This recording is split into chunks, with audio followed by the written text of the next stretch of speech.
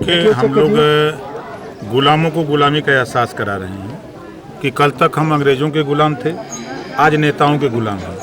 चुनाव आता है तो ये नेता हमारे आपके बीच में आते हैं और अच्छे अच्छे भाषण सुना के वोट ले लेते हैं। जब गरीब, कमज़ोर, वंचित समाज को शिक्षा की ज़रूरत है तब उस पर इनका ध्यान सदन में न बोलने की हिम्मत है, न चर्चा करने की। इनको रोज़गार की ज़रूरत है, इनको निःशुल्क स्वास्थ्य की ज़रूरत है, इनको नौकरी की ज़रूरत है, जो बच्चे पढ़ लिख रहे हैं। इन बिंदुओं पर सरकार में जीत के जाने वाले जो भी विधायक एमपी हैं ये नहीं बोलते हैं। तो हम गांव, गरीब, कमज़ोर लोगों को जगा रहे हैं कि जागो तभी सवेरा है। जिस दिन ये जग जाएगा उस दिन लखनऊ और दिल्ली की पंचायत में चर्चा शुरू हो जाएगी, इनके लिए कानून बन जाएगा। सर, आप ये चाहते हैं कि आपकी अगर उत्तर प्रदेश में सरकार बन जाए तो आपके संकल्प पत्र में वो पहली लाइन क्या होनी चाहिए? शिक्षा, निःशुल्क और अनिवार्य शिक्षा। जिस माँ बाप का बेटा बेटी विद्यालय नहीं जाएगा उसको, गार्जियन को, उसके माँ बाप को जेल भेजूंगा। फ्री में पढ़ाई, कापी किताब, फीस, दवाई, भोजन, कपड़ा, सारी व्यवस्था फ्री रहेगी और समान शिक्षा लागू करूंगा। सर, राजभर बिरादरी, आप ही का एक बयान था बहुत पहले का कि राजभर शराब पीते हैं। एक राजभर बिरादरी का अगर एक लड़का अगर एक दिन में 70 रुपये का शराब पीता है तो 10 सालों में 3,02,000 रुपये को शराब पी जाता है। इस चीज़ को आप कैसे बंद कराएंगे अपने बिरादरियों को समझाकर? सर देखिए, अकेले हमारी बिरादरी ही शराब नहीं पीती है, हर जाति के लोग दारू पीते हैं, शराब पीते हैं। हम बल्ब बदलने के बजाय हम ट्रांसफार्मर बदलना चाहते हैं। हम उत्तर प्रदेश में सरकार बना करके पूर्ण रूप से शराबबंदी लागू करना चाहते हैं।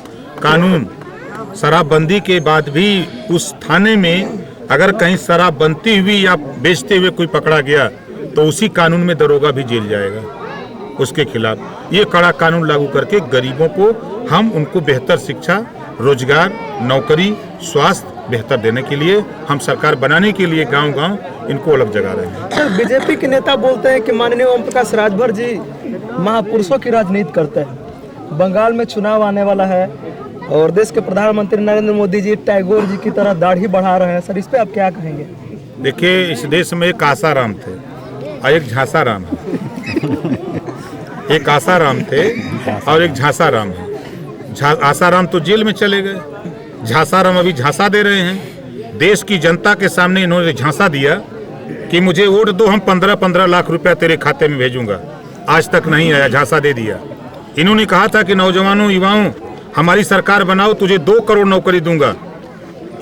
मोदी जी का, झांसाराम जी का बयान आया है। इन्होंने कहा है कि नोटबंदी करके मैंने 3 लाख फैक्ट्री बंद किया हूं।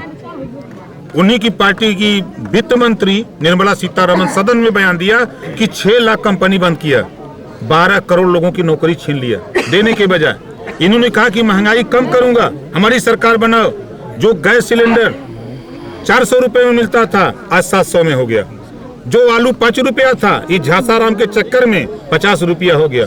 जो अरहर की दाल 50-60 में बिकती थी, वो अरहर की दाल आज 125, 140 में, 30 में बिक रही है। जो सरसों का तेल 60-70 में बिकता था, आज वो 150 में बिक रहा है। ये है झांसाराम। सर, हमारे दर्शक बार बार मुझसे सवाल भी करते हैं, मेरे चैनल पे कमेंट भी आता है कि कभी आप पूछिए माननीय ओम प्रकाश राजभर जी से कि भारतीय जनता पार्टी को झूठ पार्टी क्यों कहते हैं? वो जनता के बीच में वो झूठ बोलते हैं, झूठ के माहिर लोग हैं। ये इतना झूठ बोलते हैं कि शायद दुनिया में खो जाएंगे तो भारतीय झूठ पार्टी के नेता, और भारतीय झूठ पार्टी नाम मैंने इसी नाते रखा है। इनके नेता इतना झूठ बोलते हैं। अभी कहे किसानों का धन दुगुना करेंगे और किसान कहेगा नहीं भैया हमारा मत करो। ये कहे जबरी कर रहे हैं। अभी आप देखिए, कानून बना नहीं, अडानी और अंबानी की गोदाम बन गए।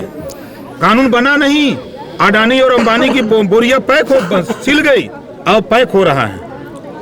ये इतने झूठे हैं कि देश की जनता के सामने इन्होंने कहा ना, झांसाराम ने कहा कि गंगा मैया बुलाई हैं, हम गंगा माई को साफ कर देंगे। अरे गंगा माई को साफ नहीं किया, देश के खजाने को साफ कर दिया।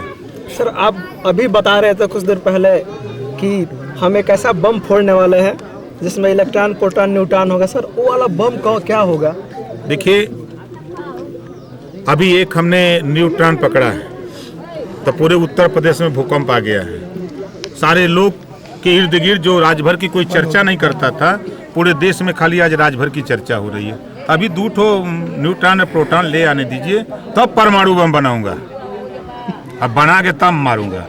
सर उसमें से एक किसी पोट्रान का नाम बता देते हैं आपको, पोट्रान कौन होगा? आने दीजिए, समय हम बता देंगे आपका।